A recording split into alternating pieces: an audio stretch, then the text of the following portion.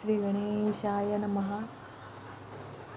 स जयति सिन्धुर्वदनो देवो यत्पादपङ्कजस्मरणं वासरमणिरिव तमसां राशीन्नाशयति विघ्नानां. प्रारंभी श्री गजाननाचे स्मरण केले असता सूर्योदय होताच ज्याप्रमाणे तिमिर समूहांचा नाश होतो त्याप्रमाणे सर्व विघ्नांचा नाश होतो. तो सिंधुर्वदन देव उत्कर्ष पावत आहे. दिनांक दैनिक पंचांग दिनांक 30 सप्टेंबर 2025 वार मंगळवार. शालिवाहन श्री शके 1947 संवत 2081 संवत्सर विश्वावसु संवत्सर अयन दक्षिणायन सौर ऋतू शरद ऋतू मास अश्विन पक्ष शुक्ल पक्ष तिथी अष्टमी तिथी संध्याकाळी 18:07 नंतर नवमी तिथी सुरू. नक्षत्र पूर्वाषाढा नक्षत्र अहोरात्र. योग शोभन रात्री 25:03 करण दिवाकरण बव संध्याकाळी 18:07 नंतर रात्रोकरण बालव बुधवारी सकाळी 6:40 रवी कन्या राशीत आहे. चंद्र धनु राशीत आहे. आज आकाशात राशीत असणारे ग्रहज्ञान. मेष राशीत कोणताही ग्रह नाही. वृषभ राशीत हर्षल वक्री 7 अंशावर. मिथुन राशीत गुरु 28 अंशावर. कर्क राशीत कोणताही ग्रह नाही. सिंह राशीत शुक्र 18 अंशावर. कन्या राशीत रवी 12 अंशावर. बुध अस्त आहे 25 अंशावर. तुळ राशीत मंगळ 10 अंशावर. वृश्चिक राशीत कोणताही ग्रह नाही. धनु राशीत चंद्र 12 अंशावर. मकर राशीत प्लुटो वक्री 6 अंशावर. कुंभ राशीत राहू वक्री 23 अंशावर. मीन राशीत शनी वक्री 3 अंशावर. नेपच्यून वक्री 6 अंशावर. आज आकाशातील ग्रहांचे अंशात्मक प्रमुख योग. चंद्र त्रिकोण योग शुक्र 120 अंश शुभयोग. राहुकाळ मंगळवारी राहुकाळ दुपारी 3 ते 4:30 वाजेपर्यंत असतो. राहुकाळास नेहमी अशुभ असतो म्हणून शुभकार्य करू नयेत. अग्निवास पृथ्वीवर अग्निवास आहे. दिनविशेष दुर्गाष्टमी महाअष्टमी उपवास एक रात्रोत्सवारंभ. सरस्वती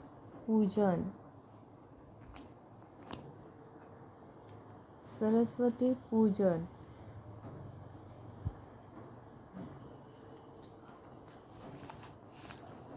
महालक्ष्मीचे पूजन ह्या काळात करता येते. श्री महालक्ष्मी अष्टकम. श्री गणेशाय नमः. इंद्र उवाच नमस्ते अस्तु महामाये श्रीपीठे सूरपूजिते शंखचक्र गदाहस्ते महालक्ष्मी नमोस्तुते. नमस्ते गरुडारूढे कोलासूरभयंकरी सर्वपाप हरे देवी महालक्ष्मी नमोस्तुते. सर्वज्ञे सर्ववरदे सर्वदुष्टभयंकरी सर्वदुःखहरे देवी महालक्ष्मी नमोस्तुते. सिद्धिबुद्धिप्रदे देवी भुक्तिमुक्तिप्रदायिनी मंत्रमूर्ते सदा देवी महालक्ष्मी नमोस्तुते. आद्यंतरहिते देवी आद्यशक्ती महेश्वरी योगजे योगसंभूते महालक्ष्मी नमोस्तुते. स्थूल सूक्ष्म महारौद्रे महाशक्ती महोदरे महापाप हरे देवी महालक्ष्मी नमोस्तुते. पद्मासनस्थिते देवी परब्रह्मस्वरूपिणी परमेशी जगन्मातरं महालक्ष्मी नमोऽस्तुते। श्वेतांबरधरे देवी नानालङ्कारभूषिते जगस्थिते जगन्मातरं महालक्ष्मी नमोऽस्तुते। महालक्ष्मी अष्टकस्तोत्रं यं पठेत् भक्तिमान् नरः सर्वसिद्धिमवाप्नोति राज्यं प्राप्नोति सर्वदा। एककाले पठे नित्यं महापापविनाशनं द्विकालं यं पठे नित्यं धनधान्यसमन्वितः त्रिकालं यं पठे नित्यं महाशत्रुविनाशनं महालक्ष्मी भवे नित्यं प्रसन्ना वरदा शुभा। इति महालक्ष्मी अष्टकं संपूर्णः। ओम श्री महालक्ष्मी नमो नमः।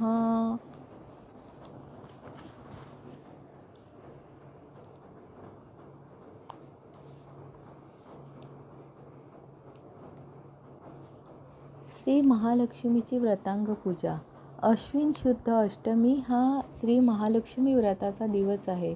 हे व्रत महाराष्ट्रात फक्त चित्पावन ब्राह्मण समाजात प्रचलित आहे। ते लग्नानंतर 5 वर्षापर्यंत आचरावयाचे असते। या दिवशी सकाळी श्रीदेवीच्या प्रतीकाची रोजच्या पूजेतील श्री अन्नपूर्णा देवीची मूर्ती किंवा नुसती सुपारी प्रतीक म्हणून घेतात।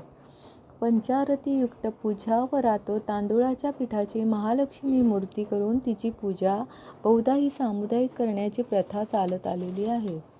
ध्यानमंत्रम यासा पद्मानसनस्था विपुलकटितटी पद्मपत्रातयक्ताक्षी गंभीरा वर्तनभिर्भरवनमिता शुभ्रवस्त्रोत्तरीया लक्ष्मी दिव्य गजेंद्रमणि गणखचिते स्थापिता हेमकुंभे नित्यं सा पद्महस्ता देमवसतु गृहे सर्वमांगल्ययुक्तः।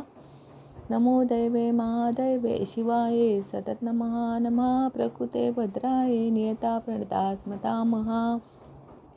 या पूजेनंतर 16 काठींचा एक दोर पूजिकेने आपल्या डाव्या हाताला बांधावयाचा असतो। त्यावेळी म्हणावयाचा मंत्र धनं धान्यं धरां धर्मं कीर्तिमायु यशस्यं दुर्गान दंतितं पुत्रान महालक्ष्मी प्रयच्छमे। रात्रोपीठाची मूर्ती तयार झाल्यावर तिची इतर मृण्मय देवतांप्रमाणे प्राणप्रतिष्ठा वगैरे करून पूजा करतात। त्यावेळी म्हणावयाचे ध्यानमंत्र असे ध्यायामि तां महालक्ष्मी कर्पूरक्षोधपांडुरां शुभ्रवस्त्रपरिधानां मुक्ताभरणभूषितां पंकजासनसंस्थानां स्मरेरारं सरोरुहां शारदेन्दुकुलां कान्तिं सिघ्ननिद्राजितर्भुजां पद्मयुग्माभयविरव्यग्रं चारुकराम्बुजाम् अभितो गजयुग्मेन सिंचमाना कराम्बुना। पूजा झाल्यावर मूर्तीपुढे नृत्य गायन करतात। घागरी फुंकणे हा विशेष कार्यक्रम असतो। ही घागर फुंकणे चालू असताना एखाद्या सुवासिनीच्या अंगात देवी संचार करते आणि ती तिच्या मुखाने इच्छुकांना अनेक प्रकारची यथोचित उत्तरे देऊन त्यांना मार्गदर्शन करते अशी समजूत आहे। मूर्तीचे विसर्जन करावयाचे ते दुसऱ्या दिवशी सूर्योदयापूर्वी करावयाचे असते। यावेळी पंचोपचार पूजा करून आरत्या मंत्रपुष्प प्रार्थना इत्यादी झाल्यावर मूर्तीवर विसर्जनाच्या अक्षता वाहताना पुढील मंत्र म्हणावा यान्तु देवगणाः सर्वे पूजा मादान पार्थिवीं इष्टकाम प्रसिद्ध्यर्थपुनरागमनाय च उदवस्तु। ही देवीची घोषणा आहे। बोडण चित्पावन ब्राह्मण समाजात कुलस्वामिनीची एका विशिष्ट प्रकारे पूजा करण्याची चाल आहे। त्याला बोडण भरणे असे म्हणतात। बोडण याचा मूळ संस्कृत मोटण असे असून देशस्थ ब्राह्मणात याचा अर्थाचा बढण हा शब्द प्रचारात आहे। तो वर्धन शब्दाचा अपभ्रंश आहे। चित्पावनांच्या अनेक कुटुंबात लग्न मुंज प्रसूती इत्यादी मंगल कार्यानंतर हे बोडण भरले जाते। अश्विन शुद्ध 1 पासून दशमीपर्यंतच्या नवरात्रात एखाद्या दिवशी ही पूजा करण्याची वहिवाट ही पुष्कळ ठिकाणी आहे। ज्या कुटुंबात नवरात्रात देवीची विशिष्ट स्थळी स्थापना केलेली नसते त्या कुटुंबात हे बोडण नवरात्रात केव्हाही भरता येते। पण जिथे घटस्थापना वगैरे करून देवीची विशिष्ट स्थळी स्थापना केली असते तिथे नवरात्रोत्सव संपेपर्यंत ती देवी तिथून हलविता येण्यासारखी नसल्यामुळे हे बोडण स्थापनानंतर दसऱ्यापासून पौर्णिमेपर्यंत एखाद्या दिवशी भरले जाते. काही घराण्यात ही चाल प्रतिवार्षिक, काहीत 1 वर्षाआड आणि काहीत नैमित्तिकही आहे. या पूजेला निर्बंधही बरेच आहेत. ज्या दिवशी बोडण भरायचे त्या दिवशी कुटुंबात कोणी गरोदर स्त्री असता कामा नये. इतकेच नव्हे तर घरच्या गायीं म्हशींतही कोणी गाभण असता कामा नये असा मुख्य निर्बंध आहे.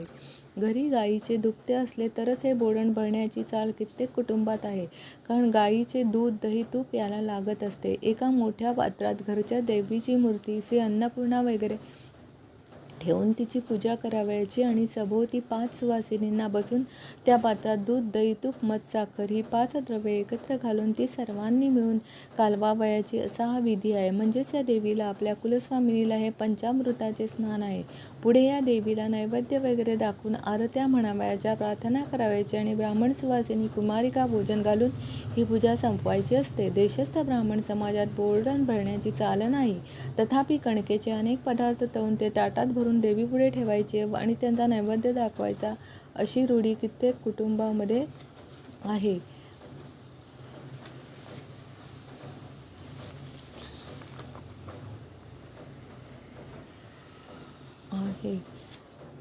तिथीच्या श्रवणाने लक्ष्मी प्राप्त होते. वाराचे श्रवण केले असता आयुष्याची वृद्धी होते. नक्षत्राचे श्रवण केले असता आयुष्यातील पातक निघून जाते आणि योगाचे श्रवण केले असता आपल्या शरीरातील सर्व रोगांचे निवारण होते. कर्णाचे श्रवण केले असता आपल्या मनातील चिंतित मनोरथ सिद्ध होतात आणि या सर्वांच्या श्रवणाने नित्य गंगा स्नानाचे फल मिळते. शुभम भवंतु.